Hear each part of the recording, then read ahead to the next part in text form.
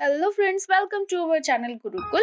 Friends, आज हम लोग स्टडी करने वाले हैं क्लास 12th का फ्लेमिंगो का सेकंड चैप्टर लॉ स्प्रिंग, जिसके राइटर हैं अनीस जंग।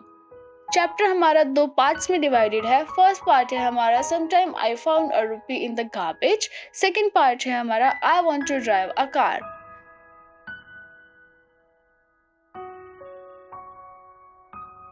गाइस, हमारा जो चैप्टर है वो एग्जाम के पॉइंट ऑफ व्यू से बहुत इंपॉर्टेंट है। हर बार इससे लॉन्ग क्वेश्चंस पूछे जाते हैं, सो प्लीज चैप्टर को बहुत ध्यान से स्टडी कीजिएगा।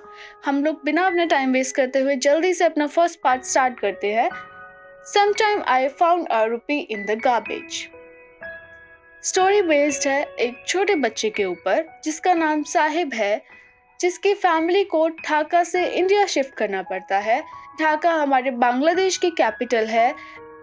इंडिया में वो लोग शिफ्ट करते हैं दिल्ली में, सीमापुरी में। सीमापुरी हमारा दिल्ली के बॉर्डर पर लोकेटेड है। सो वहाँ पर उसकी फैमिली आकर शिफ्ट करती है। शिफ्ट करने का रीज़न होता है गाइस कि वहाँ पर इतनी ज़्यादा भयंकर तूफान आता है कि वहाँ पर सब कुछ बर्बाद हो चुका होता है, सब कुछ खराब हो चुका होता है। सो इसीलिए उसकी फैमिली जो है वो सीमापुरी में आकर रहने लगती है। वहाँ पर उनको कोई फैसिलिटी अवेलेबल नहीं है। वहाँ पे नालियाँ गंदी है, वहाँ पे कूड़ा कचरा है, कंडीशन बहुत ज़्यादा ख़राब है। घर टिन के हैं, छत परमानेंट नहीं है। इवन अगर वहाँ पर किसी दिन ज़्यादा ज़ोर से आंधी या तूफान कुछ आए तो उनको कितनी ज़्यादा प्रॉब्लम फेस करनी पड़ेगी, यू कांट इमेजिन। गाइस, उनका काम है रैक पैकिंग का। रैक पैकिंग करने के बाद वो कुछ कूड़े कचरे को वो बेच देते हैं जाकर, और उसके बदले में उन्हें कुछ पैसे मिलते हैं, जिसकी वजह से वो अपना 2 टाइम का खाना अरेंज कर पाते हैं। अब जब वहाँ पे कंडीशन इतनी ज़्यादा ख़राब है तो वहाँ पर वो लोग रहते क्यों हैं? गाइस, वहाँ पे रहने का रीज़न है, वहाँ पर उनको राशन कार्ड मिला हुआ है। राशन कार्ड जो है वो उनको वोट देने के लिए एलिजिबल हैं उससे वो, और एक उनको गवर्नमेंट की तरफ से अनाज मिल जाता है, इसके लिए उनको खाना अरेंज करने में इतनी ज़्यादा प्रॉब्लम नहीं होती। साहिब एक दिन अपने काम पर जाते हैं तो उन्हें अनीस दिखती हैं। अनीस उनसे क्वेश्चन करती है कि आप स्कूल क्यों नहीं जाते हैं? साहिब रिप्लाई करते हैं कि मेरे आसपास कोई स्कूल है ही नहीं जिससे कि मैं वहां पर जाऊं और स्टडी करूं। फिर अनीस उनसे एक मजाक के तौर पर क्वेश्चन करती हैं कि क्या आप, अगर मैं स्कूल बनाऊं तो आप आना पसंद करेंगे? तो साहिब रिप्लाई करते हैं, हाँ हाँ ज़रूर, क्यों नहीं, मैं ज़रूर आना पसंद करूंगा।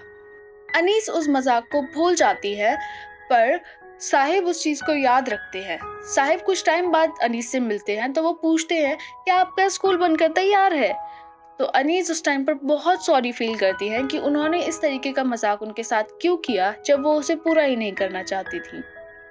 कुछ टाइम बाद अनीस देखती है कि बच्चे जो है वो बिना स्लीपर्स के ऐसे ही गलियों में घूम रहे हैं, बिना शूज के गलियों में घूम रहे हैं। देन वो पूछती हैं कि आप लोगों ने स्लीपर्स क्यों नहीं पहने हैं? तो सभी बच्चे अपने अपने जवाब देते हैं। अनीस को उस चीज के बाद कुछ अपना पास्ट याद आता है, वो फिर से बहुत ज्यादा सैड हो जाती है। अब गाइस, एक और बात ध्यान रखिएगा, जो रैक पिकिंग है वो एज अ प्रोफेशन सबके लिए अलग अलग मायने रखता है। पेरेंट्स के लिए एक जरिया है जीने का, बच्चों के लिए एक तरीके का खेल है, एक तरीके का ऐसा गेम जिसमें कि वो कुछ ना कुछ ऐसी चीज़ें ढूंढ लेते हैं अपने लिए कि वो उससे अपना पूरा टाइम स्पेंड कर सकते हैं। कुछ टाइम बाद अनीस देखती है कि साहिब जो है वो टोटली चेंज हो चुके हैं। साहिब के पैरों में अ पेयर ऑफ शूज होता है। अ पेयर ऑफ शूज मतलब दो जूते होते हैं उनके पैरों में, जो टेनिस शूज होते हैं, जो उनके नहीं होते पर वो उन्हें पहनकर बहुत ज्यादा खुश होते हैं। अब साहिब एक टी स्टॉल पर काम करते हैं, जहाँ पर काम करने के उनको 800 रुपये पर मंथ मिलते हैं। साहिब के हाथ में एक कैनिस्टर होता है। गाइस, कैनिस्टर होता है एक मेटल कंटेनर, जिसमें हम लोग देखते हैं कि टी की स्टॉल पर वहाँ पर बहुत सारा उसमें चाय भरा होता है और बच्चों को दे दिया जाता है, और उससे जो वहाँ पे वर्कर होता है वहाँ पर उसको जाके सेल आउट करता है। अनीस रियलाइज करती है ये सब चीज़ें देखकर कि साहिब जो है अब उस कनिस्टर के नीचे दब गया है। कैनिस्टर के नीचे दबने का मतलब है डिपिक्ट हिज रिस्पॉन्सिबिलिटी। उसकी इनोसेंस खत्म हो चुकी है and he is know his own master. अब वो खुद का मालिक नहीं रहा। सो गाइज, ये थी हमारी एक छोटी सी समरी। अब हम लोग इसके डिस्कस करेंगे कुछ short question answer. What is Sahib looking for in the garbage dumps? Where is he and where has he come from?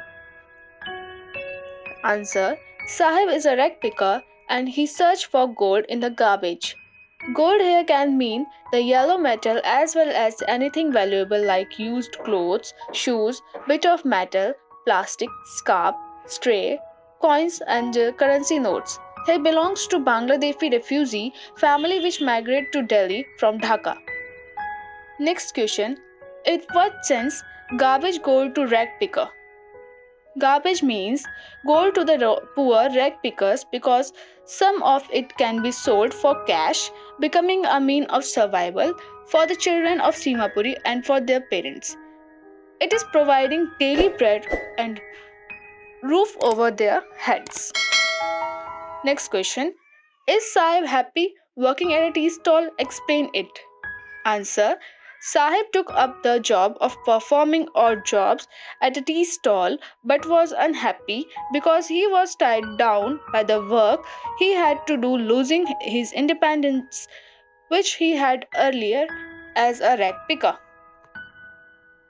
So guys, ये था हमारा एक छोटे से चैप्टर का एक छोटी सी summary and question answer. Guys, इसमें हम लोगों ने लॉन्ग क्वेश्चंस डिस्कस नहीं किए हैं।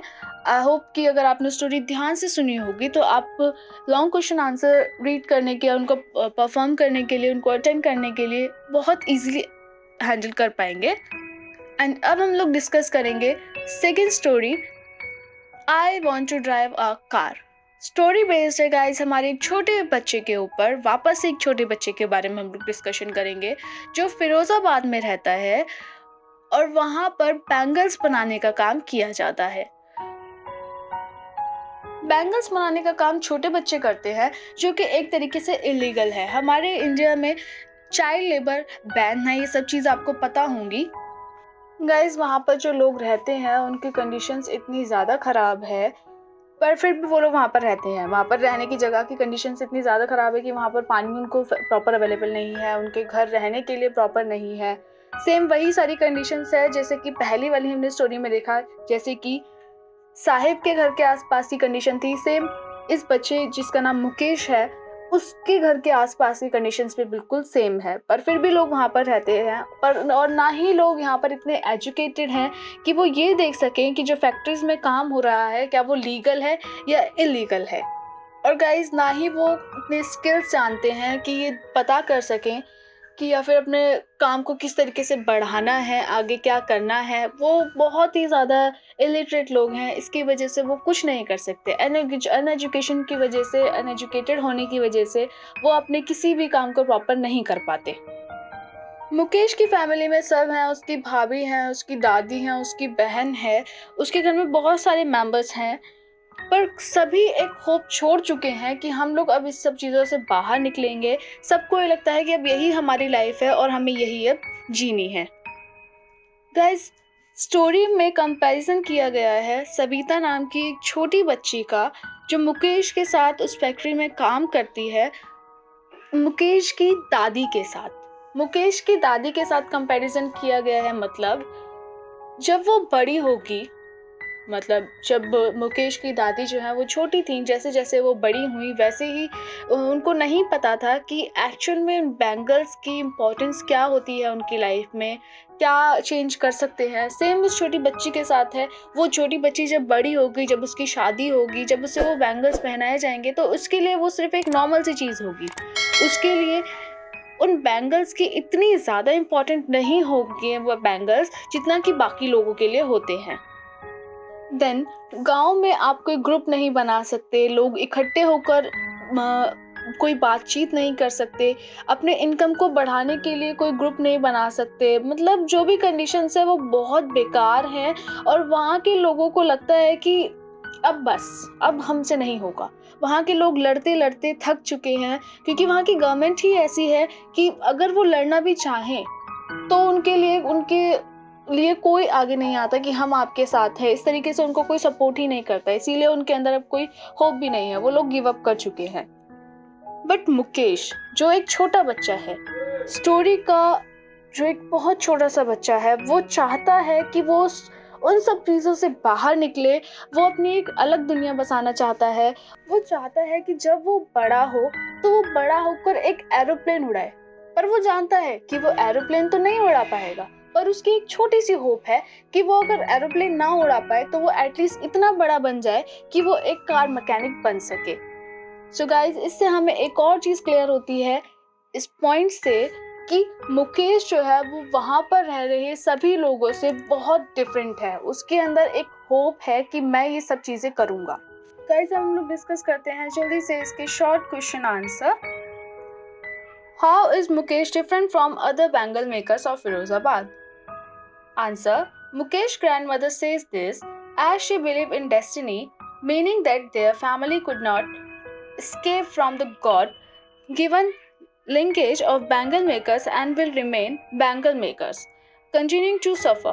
But Mukesh has the courage to dream, becoming a motor mechanic, thus breaking free from destiny. Next question. What was Mukesh's dream, in your opinion? Did he achieve his dream or not? Answer: Mukesh belongs to the bangle makers of Firozabad, where each family is engaged in a bangle making. Mukesh says, I will be a motor mechanic. I will learn to drive a car. Thus, he wants to be his own master.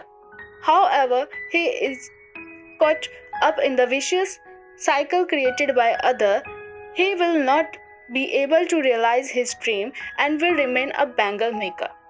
So guys, ये थे हमारे इसके short question answer. अगर आपने story को बहुत ध्यान से सुना होगा तो मुझे आपसे पूरी उम्मीद है कि आप इसके लॉन्ग क्वेश्चन आंसर बहुत इजीली परफॉर्म कर पाएंगे। एंड गाइज, अगर आपको चैप्टर अच्छा लगा हो, वीडियो अच्छी लगी हो, सो प्लीज़ हमारी वीडियो को लाइक करें, शेयर करें एंड सब्सक्राइब करें। Thanks for watching.